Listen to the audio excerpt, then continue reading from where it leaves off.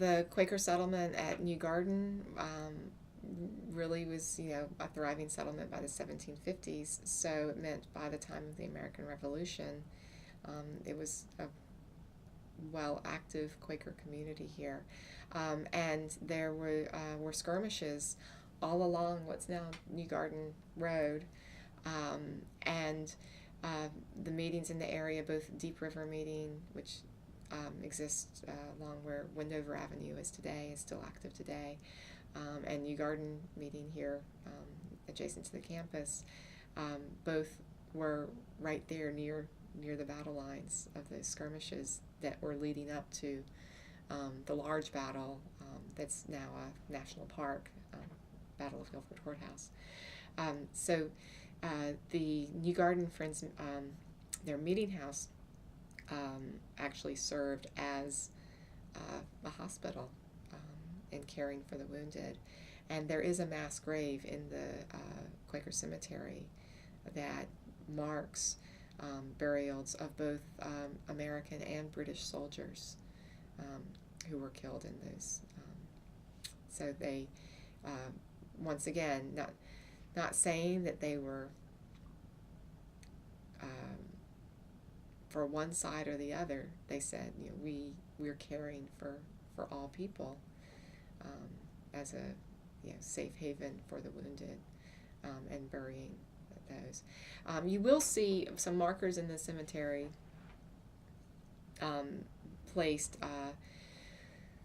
years afterward by descendants of individual members of New Garden, expressing appreciation and acknowledging their service. There are individuals who've gotten membership in the DAR and Daughters of the American Revolution and some of those other organizations that require proof that you have an ancestor who provided service during the war.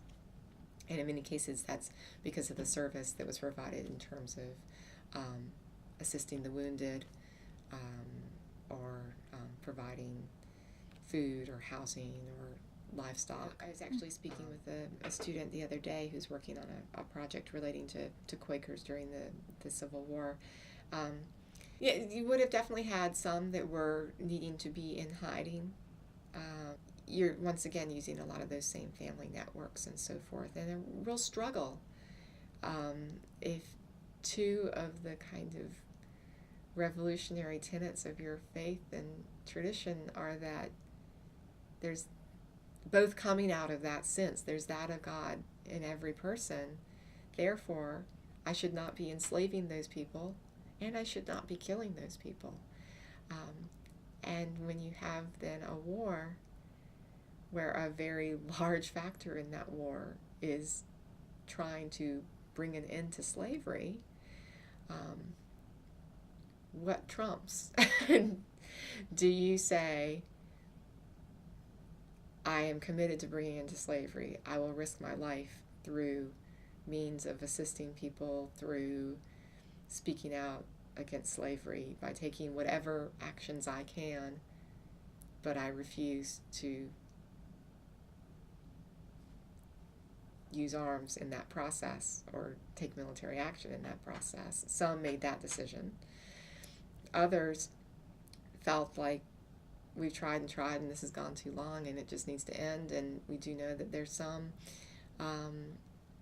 young men who would have escaped from North Carolina to fight for the Union, even though they were Quakers, because they felt that there just became a certain justified war in that regard. You had others who were drafted into the Confederate military, and some of those would do non-combatant work to help their fellow soldiers, but refuse to carry a weapon or do anything that would cause harm to a fellow human being. It really came down to the particular individual and how they interpreted the tenets of their faith.